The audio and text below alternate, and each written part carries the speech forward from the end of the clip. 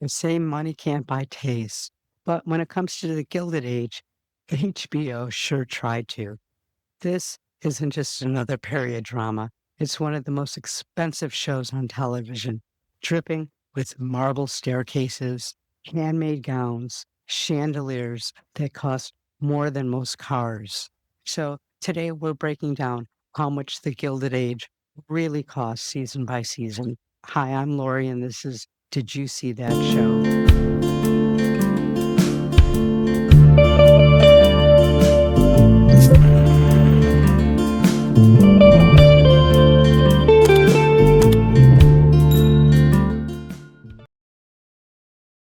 From the cobblestone streets of old New York to the glittering Newport mansions, the Gilded Age is HBO's answer to downtown Abbey. But recreating 1880 America, it isn't cheap. Every corset, every set, every piece of wallpaper is historically sourced, and in true HBO fashion, they spared no expense. Let's start where it all began. Season 1. Season 1 premiered in 2022 with an estimated budget of between 40 to $45 million. Most of that went straight into the buildings, constructions of the sets, of lavish homes, for the Russells and the Van Ryans, plus recreating entire city blocks in 1880s Manhattan. Production designer Bob Shaw, known for Broadwalk Empire, said the highest part of making New York look rich but not modern. They filmed partially in Troy, New York, because its 19th century architecture survived and dressed every storefront by hand. And then came the wardrobes. Over 5,000 costumes were custom made, each one historically accurate down to the buttons.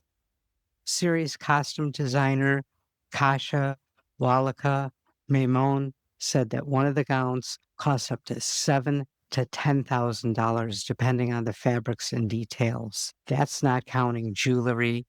Many were replicas of the Vanderbilt pieces, and camera crews, hair teams, and lighting for massive dinner scenes. And suddenly, each episode costs roughly $5 million.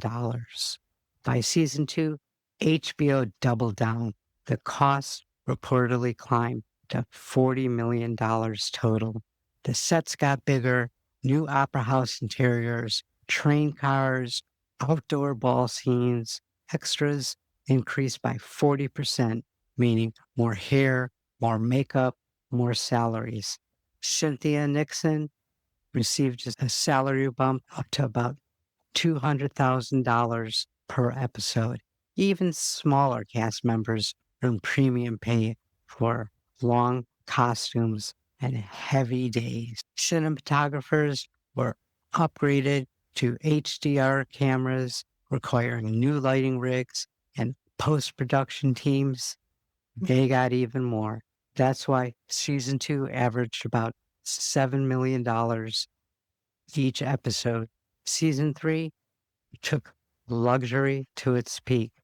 Industry insiders estimated costs of $8 to $10 million an episode, pushing the total price to $80 million. Why so much? Because season 3 had to outshine everything before. Larger crowd scenes, grander wardrobes, more filming days. The costume department's budget alone topped $1 million per episode.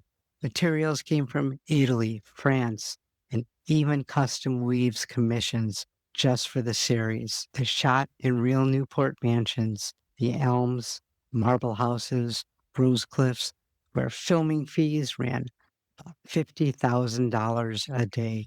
And union raises, travel, pandemic era inflation, and it was easy to see why season 3 became one of the more expensive prestige shows ever made. Let's break down the spending. 40% for sets and location, 25% costume and wardrobe, 20% cast and crew, 10% music, post production, and touch 6% travel, catering, insurance, and logistics. Every single frame is polished. Every background, extra wear, authentic to 1800s undergarments, despite never appearing on camera. To put it in perspective, The Crown averages $13 million per episode. Bridgeton sits at $7 million. Downtown Abbey, barely 2 millions. So the Gilded Age may not be the priciest drama ever, but for a show that's battling for its existence, it is near the top. This is HBO's prestige storytelling, and prestige has a price tag. But with big budgets come big problems. The show faced weather delays in Rhode Island, supply shortages of vintage fabrics, and even COVID shutdowns. Every lost week could cost up to $1 million. Crew members describe long overnight shots, very strict costume protocols to preserve the garments.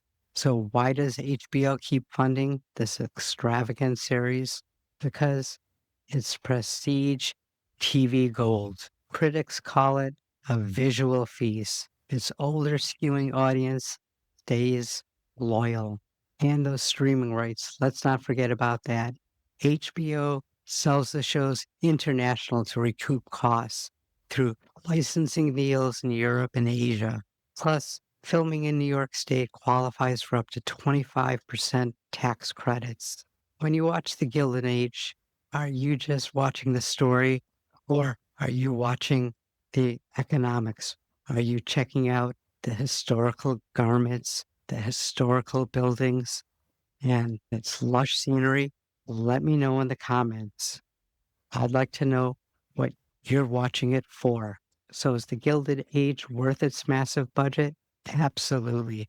Every dollar ends up on screen, but true worth might be cultural. If you love behind the scene deep dives like this, don't forget to hit that like and subscribe button and let me know in the comments.